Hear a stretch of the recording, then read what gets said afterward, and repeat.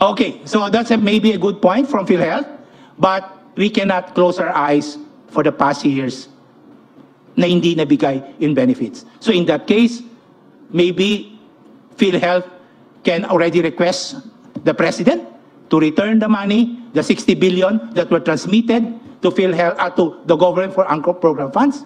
Ibalik na yan sa PhilHealth, and PhilHealth to expand its benefits, hire more people to answer for the needs of the health of our people. That will be all. That allocate funds to answer for the subsidy of government to PhilHealth. Mentioned earlier, sin taxes, etc., etc.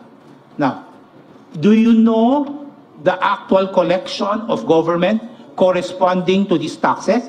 And if you have computed this amount, do this equal to the amount PhilHealth requested Office of the President for purposes of subsidy for indirect contributors?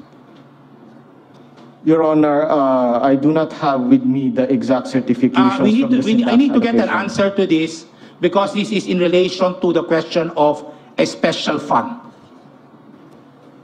Yung collection ng gobyerno sa mga taxes, PAGCOR, etc., etc., for the year, ito rin ba ang hiningi ng PhilHealth sa Office ng President para doon sa subsidy ng indirect contributors? For me, it should be the same amount. I believe our colleagues from PhilHealth or probably DOH would be in a better position to answer this on the exact amounts, Your Honor.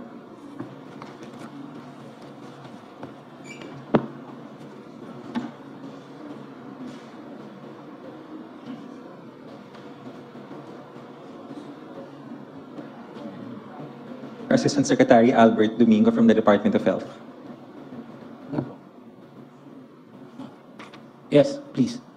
Thank you, Your Honor. To the question on how the PhilHealth computes its request for a budget, it does not refer to the computation on the sin tax allocation. Instead, it counts the number of members based on a database.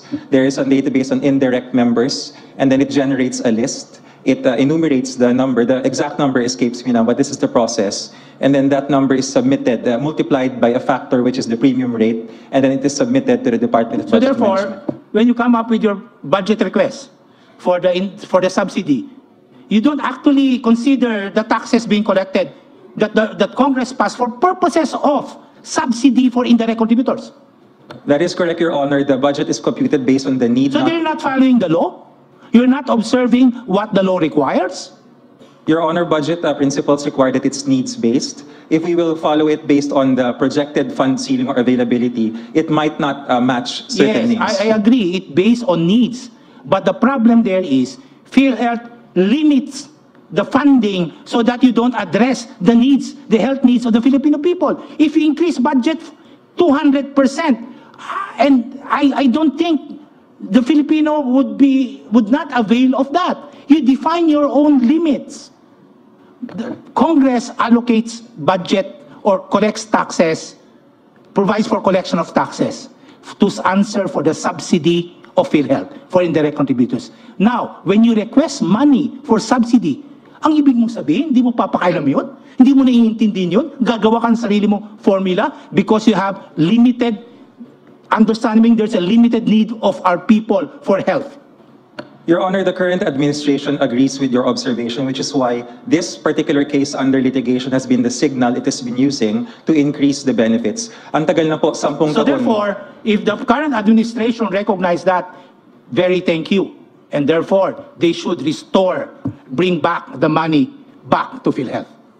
Your Honor, the reason why the administration recognized it, because for the longest time, the corporation has thought it will always get money because of the guarantee of the sin Oh, tax. precisely, whatever would be, whatever is that. As long as the government recognizes now, it is now incumbent on the part of government to return the 60 billion that was transmitted already because it recognized now. Hindi lang na-recognize probably before, ngayon na-recognize na. So therefore, when you recognize it, you should return it. What do you think? Your Honor, if it pleases the court, Section 58, the sovereign guarantee, even without this maneuver of the 89.9, government can and always will increase the benefits. But the signal, Your Honor, if it pleases the court, that this litigation gave is a strong signal for it to do so. So I wish the court, the people, should now be satisfied by a strong signal from the administration. Your Honor, it's not necessarily the administration, it is the fact that the reserves, the amounts... The government. Yes, sir, yes, sir. So a strong signal from the government to help PhilHealth and expand benefit should now be enough for our people to rely on.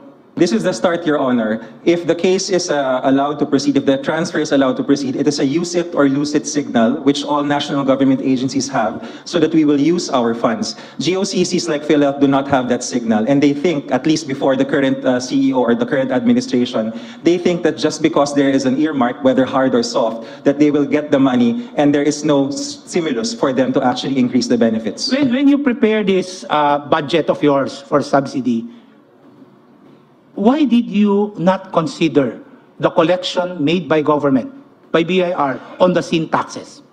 What was the reason behind that? Your Honor, mathematically, it's the premium rate.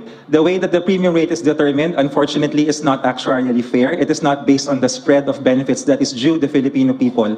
Kulang po talaga yung binabayad ng PhilHealth. 10% lamang po in 2024. Kaya dapat po talaga taasan. And mathematically, the only way to do this is to increase the benefit packages, which we are doing now. But the government collected taxes already, representing supposedly the subsidy. Why would government not transmit everything to PhilHealth as originally intended? That is correct, Your Honor. Unfortunately, the receptacle to which this money can be transmitted cannot handle the amount of money because it's too small. So if it is correct, and the reason why it was not transmitted because of administrative matters or hindrances, you agree that this should go to PhilHealth. It's a matter of spending it.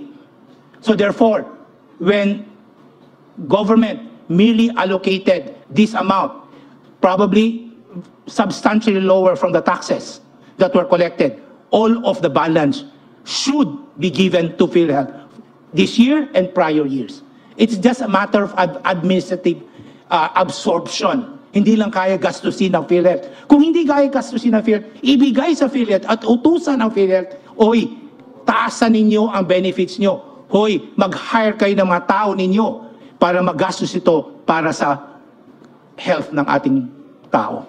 Your Honor, if I may, 3 presidente na po ng Republika ang dumaan simula noong 2013 hanggang 2023. At siguro mahigit 10 mga presidente ng korporasyon. Ganun po lagi ang utos pero hindi po nangyayari until now.